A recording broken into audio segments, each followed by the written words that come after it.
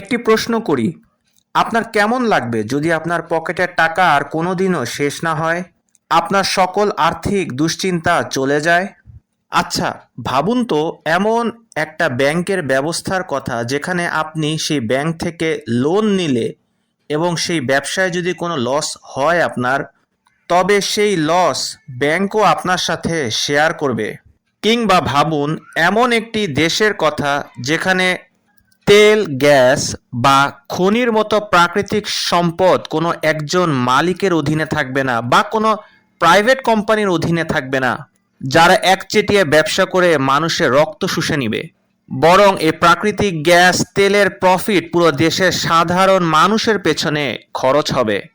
এটা কোনো স্বপ্ন নয়, এটা পুরোই বাস্তব। এটাই হচ্ছে ইসলামিক ফিনান্সিয়াল ব্যবস্থা বা ইসলামিক শরিয়া মোতাবেক অর্থনীতি। অনেকেই ভাবতে পারেন, এই শরিয়ার অর্থনীতি দ্বারা কি পদ্মা সেতুর মতো এত বড় সেতু বানানো সম্ভব? ইসলামিক অর্থনীতি এমন এক ব্যবস্থা যাতে করে সবকিছুই সম্ভব। যখনই দেশে কোনো মেগা প্রজেক্ট হবে, যেমন পদ্মা সেতু বা মেট্রো রেল, তখন হাজার হাজার কোটি টাকা শরীয়ত মোতাবেক কোথা থেকে আসবে? সেকুলার ভিত্তিক সমাজগুলো, সরকারগুলো সুদ ভিত্তিক বন্ড ছেড়ে ঋণ দেয়, কিন্তু শরিয়া রাষ্ট্র এর বিকল্প হিসেবে ব্যবহার করে সুকুক। এই সুকুক আসলে কি? এই সুকুক হচ্ছে একটি ইনভেস্টমেন্ট সার্টিফিকেট শরিয়া মোতাবেক। সরকার যখন কোনো সুকুক ছাড়বে তখন জনগণ সেখানে টাকা ইনভেস্ট করবে। আপনি যখন এই টাকাটা দিবেন তখন সরকার যেই প্রজেক্টই করবে না কেন, ধরুন একটি হাইওয়ে বা পাওয়ার প্ল্যান্ট করলো আপনার টাকা দিয়ে, আপনার ইনভেস্টমেন্টের টাকা দিয়ে, তখন পরবর্তীতে সেই সেতু বা পাওয়ার প্ল্যান্ট থেকে যে রেভিনিউ বা টোল বা টাকা আদায় হবে, তা বিনিয়োগকারী হিসেবে আপনাকে লভ্যাংশ সরকার নিজ হাতে পৌঁছে দিবে। সুবহানাল্লাহ। এটা কোনো সুদের ঋণ নয়, এটা সরাসরি দেশের মেগা প্রজেক্টে আপনি ইনভেস্ট করার কারণে আপনি লাভবান হচ্ছেন এবং মেগা প্রজেক্টগুলো দেশের সফল করতে সহায়তাও করছেন। এভাবেই বাহরাইন তাদের নাহলা প্রজেক্ট বানিয়েছে। এই নাহলা প্রজেক্ট হচ্ছে নাগরিকদের জন্য এক আবাসন ও হাউজিং ব্যবস্থা। অপরদিকে মালয়েশিয়া ইসলামিক শরিয়া মোতাবেক ইনভেস্টমেন্ট জনগণের থেকে আদায় করে সুকুকের মাধ্যমে তারা কুয়ালালামপুরের র্যাপিড ট্রানজিট, এমআরটি, সাবওয়ে এবং রেলওয়ে নেটওয়ার্কের একটি বিশাল অংশ এভাবে তৈরি করেছে। সুতরাং ইসলামিক ফিনান্সিয়াল ব্যবস্থা সব দিক থেকেই মানুষের মুক্তি আনে। পুঁজিবাদী অর্থনীতি যেখানে ধনীদেরকে আরো ধনী বানায় আর ব্যক্তিগত স্বাধীনতা মানুষের কেড়ে নেয়।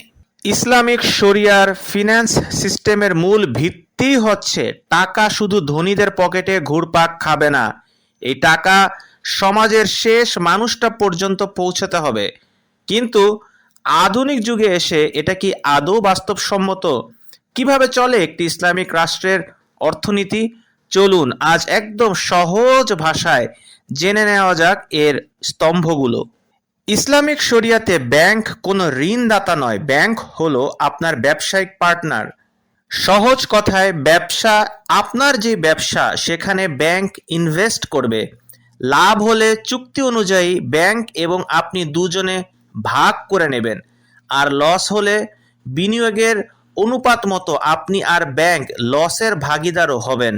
এর ফলে ব্যাংকগুলো অন্ধের মতো যাকে তাকে আর লোন দিবে না, সঠিক বিজনেস প্রজেক্টে, বাস্তবসম্মত যে কোনো প্রজেক্টে ব্যাংক তখন ইনভেস্ট করবে। ইসলামিক ফিন্যান্স ব্যবস্থা নিশ্চিত করে সম্পদের সুষম বন্টন, যা জাকাত ও ওশরের মাধ্যমে। বলুন তো, একটা সমাজে গরিব কেন আরো গরিব হয়? কারণ সম্পদ এক জায়গায় জমে থাকে। ইসলামিক রাষ্ট্রে এর সমাধান হলো প্রাতিষ্ঠানিক জাকাত সকল দিকে গরিবের পানে ছুটে চলবে। নাগরিকদের বাৎসরিক জাকাতের টাকা বাইতুল মালে জমা করা হবে এবং এই টাকা দিয়ে সরাসরি দরিদ্র বিমোচন ও কর্মসংস্থান তৈরি করা ইসলামে বাধ্যতামূলক হয়ে ওঠে তখন। আর গ্রামীণ অর্থনীতিকে চাঙ্গা করতে কৃষিজমি থেকে উৎপাদিত ফসলের ওপর নেওয়া হয় ওসর। সুতরাং কৃষিতেও ইসলামিক শরিয়া মোতাবেক চলতে পারলে মানুষের কৃষিজমিও হয়ে ওঠে উর্বর। অপরদিকে দেশের প্রাকৃতিক সম্পদ যেমন তেল, গ্যাস, কয়লা খনি, বড় বড় বনাঞ্চল হবে পাবলিক প্রপার্টি বা গণসম্পত্তি। রাষ্ট্র এই সকল সম্পত্তির রক্ষণাবেক্ষণ করবে এবং এর থেকে আসা শতভাগ লভ্যাংশ জমা হবে রাষ্ট্রীয় কোষাগারে। এই লভ্যাংশ দিয়ে সরকার নামমাত্র অথবা বিনামূল্যে বিশ্বমানের শিক্ষা, চিকিৎসা এবং রাস্তাঘাটের মতো সুবিধা জনগণকে দিবে।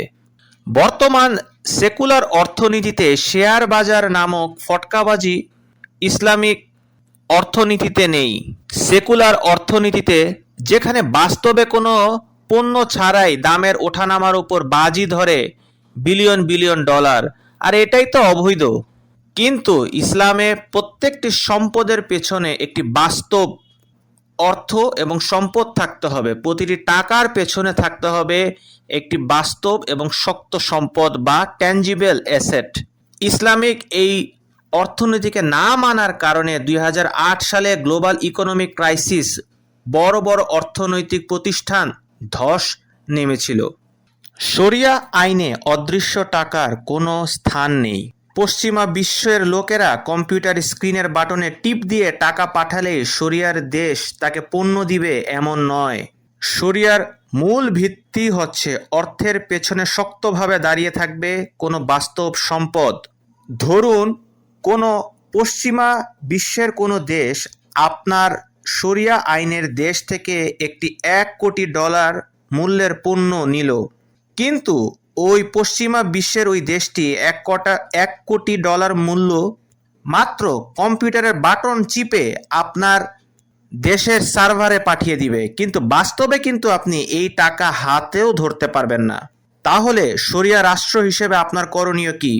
কম্পিউটারের স্ক্রিনে আসার সাথে সাথেই শরিয়া দেশের খলিফা একটি জাহাজ পাঠিয়ে দিবে আমেরিকা থেকে সেই $1 কোটি পণ্যের বিনিময়ে ওদের দেশ থেকেও $1 কোটি পণ্যের জিনিস নিজের দেশে নিয়ে আসা।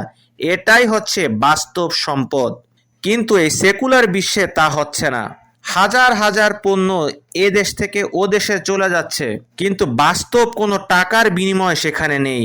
কম্পিউটার স্ক্রিনের বাটনের মাধ্যমে চাপ দিয়ে এক দেশ থেকে আর এক দেশে টাকা পাঠানো হচ্ছে, যা মানুষ চোখেও দেখছে না। একটি ইসলামিক রাষ্ট্রতে এরকম কোনো অদেখা সম্পদের জায়গা নেই। একটি সমাজকে ইসলামিক শরিয়া এবং ইসলামিক ফিন্যান্স ব্যবস্থায় গড়ে তোলায় প্রতিটি মুসলিমের লক্ষ্য হওয়া উচিত। ভিডিওটি ভালো লাগলে অবশ্যই আমাদের চ্যানেলকে সাবস্ক্রাইব করে আমাদের সাথে থাকবেন। ধন্যবাদ সবাইকে।